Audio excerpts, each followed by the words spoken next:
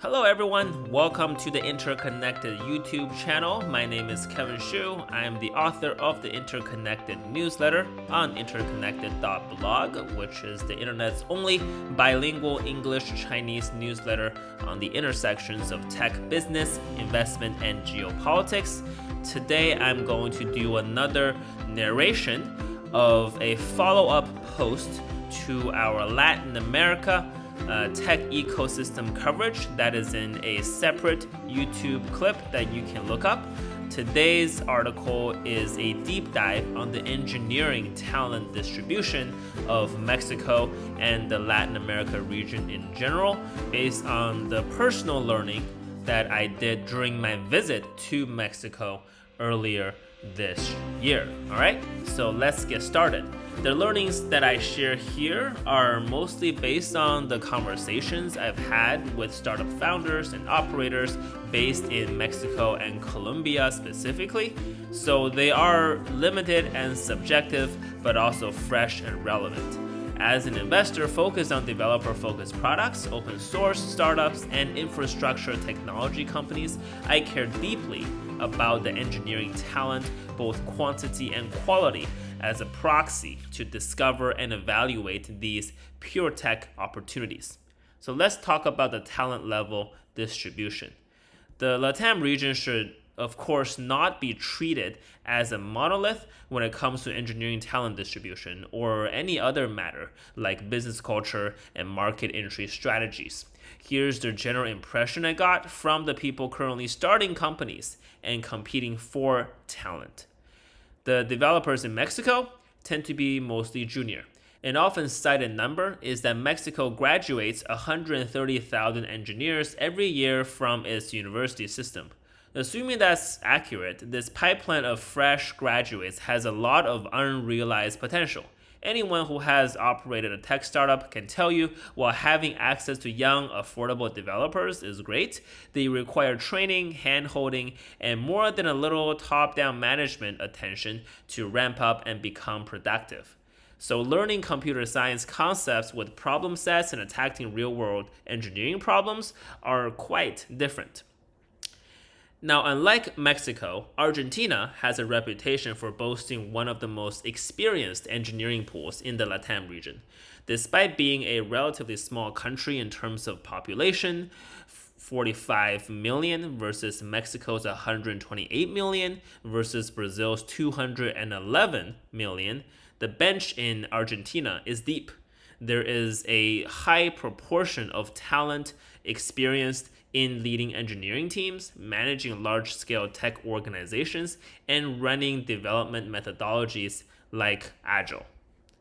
Brazil is also known for having more experienced engineers. One case in point worth citing is that Uber put its LATAM engineering and data science hub in Brazil, even though its initial market entry point to the region was Mexico. By speaking Portuguese, Brazil may be more of an island when it comes to doing business, less integrated with the rest of the Spanish-speaking LATAM countries. But engineering communication is different. As I discussed in part 1 of my Global by Nature series, English is the default language among engineers worldwide, and developer communities are formed more along technical lines, like C++, Golang, React, or Vue, not national borders. Putting a sales hub in one country to service a continent would not work. Building an engineering hub where the technical talent is dense to service that same continent can be a good approach. Similar to Argentina's population, Colombia's engineers are also punching above their weight when it comes to experience level, managerial capabilities, and leadership potential. Colombia's ecosystem is nurturing a solid core of mid-level engineers and technical managers. Two other countries I want to mention are Chile and Uruguay. Chile is known to have a vibrant tech ecosystem, thus it should have some strong engineering talent too, even though it did not come up as often in my conversations. Uruguay is a tiny country of less than 4 million people, but also gaining recognition within various developer circles. In 2019, the Rust programming language community held its very first LATAM regional conference in Montevideo, Uruguay's capital. The other countries don't really come up when it comes to technical talent.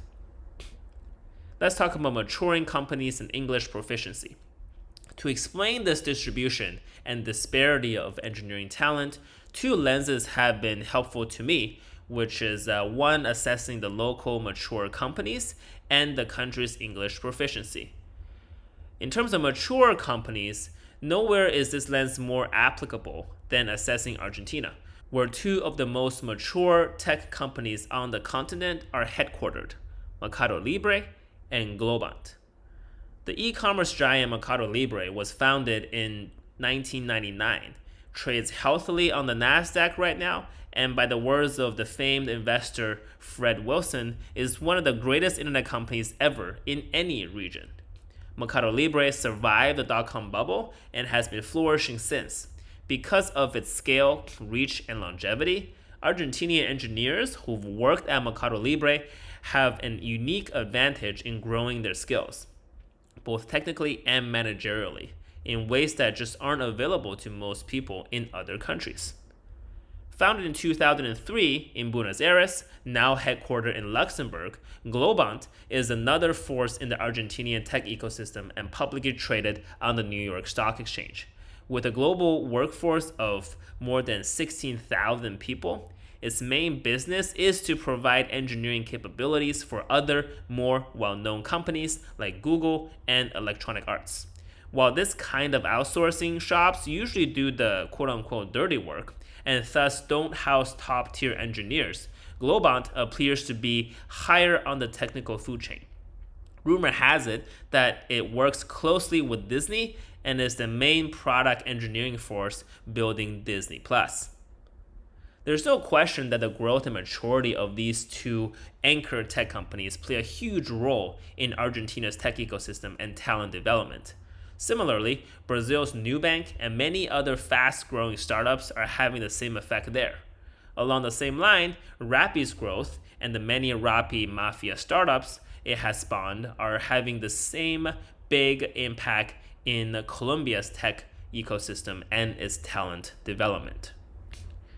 Learning how to code in school is one thing. Seeing rapid scaling firsthand and surviving it is everything. That's why Mexico, despite its population size and large economy, doesn't yet have a big pool of senior talent. However, that will likely change soon with the quick rise of Kavak, the used car marketplace startup and Mexico's first unicorn just reached a $4 billion valuation earlier this month, and this post was written in April 2021. Now let's talk about English proficiency. Because the default language of engineers worldwide is still English, and all computer languages are quasi-English, like if-then statements, English proficiency affects the speed and effectiveness of technology know-how dissemination. This factor also impacts the initial phase of growing a tech industry in emerging markets, which tend to be serving developed markets that are predominantly English-speaking. India is an example and beneficiary of this dynamic with its large English-speaking population. So how do the 19 LATAM countries' English proficiency stack up against each other? Of the countries we mentioned, here's their ranking based on Education First's English Proficiency Index. Argentina is number 1, Chile is number 3, Uruguay is number 9, Brazil is number 10, Colombia is number 17, and Mexico is number 18. Despite its proximity to the US, Mexico's ranking is surprisingly low. Argentina's top ranking and Mexico's low ranking do lend some credence to a connection between English proficiency and engineering talent depth. However, I don't want to mislead anyone and don't profess to know if there's any causation between the two factors, and if so, in which direction. Perhaps having a strong English education leads to better technical talent development, or perhaps having great engineering talent to start leads to more English speaking and learning opportunities. It's simply a dimension worth keeping in mind as you think about the opportunity set of the region. Now, what does this mean for pure tech entrepreneurship? When I wrote the post, where will the next 50 million developers come from, which is also available on our YouTube channel as a narration, one of the most exciting trends I discussed that will follow this global explosion of developers is more global scale startups being started in emerging markets. I see that future unfolding slowly but surely in the LATAM region. With deep, experienced technical talent pools in Argentina and Brazil, more pure tech startups products in AI and machine learning, DevOps, infrastructure, and APIs should form in the next few years. Up-and-comers like Chile, Colombia, and eventually Mexico will follow suit. These pure technology LATAM-born products will have the potential to not only serve the local region, but also more mature US and EU markets. However, the playbook for finding the right ideas and building the right team for pure tech startups are quite different from fintech, marketplaces, e-commerce, and other direct-to-consumer products that still dominate the scene in LATAM. Because of the talent level disparity we discussed before, an early-stage startup may be tempted to hire engineers from different countries and have a distributed team setup, which is fashionable these days. However, that typically results in slower engineering iteration speed when product directions change frequently in search of product market fit, a death knell of startup survival. Instead, if you keep the initial team small and local, the proximity helps with quick iteration and product adaptability. The drawback is you're limited by the local talent pool and the hiring competition. Even hiring from the mostly junior level engineering pool of Mexico is becoming fiercely competitive between rising giants like Kavak, new startups that are popping up every single day, and large American multinationals like IBM, Intel, and Oracle. There are many reasons why startups succeed. There are many more reasons why startups fail. Knowing how to build and evolve an engineering team is one of the main ones.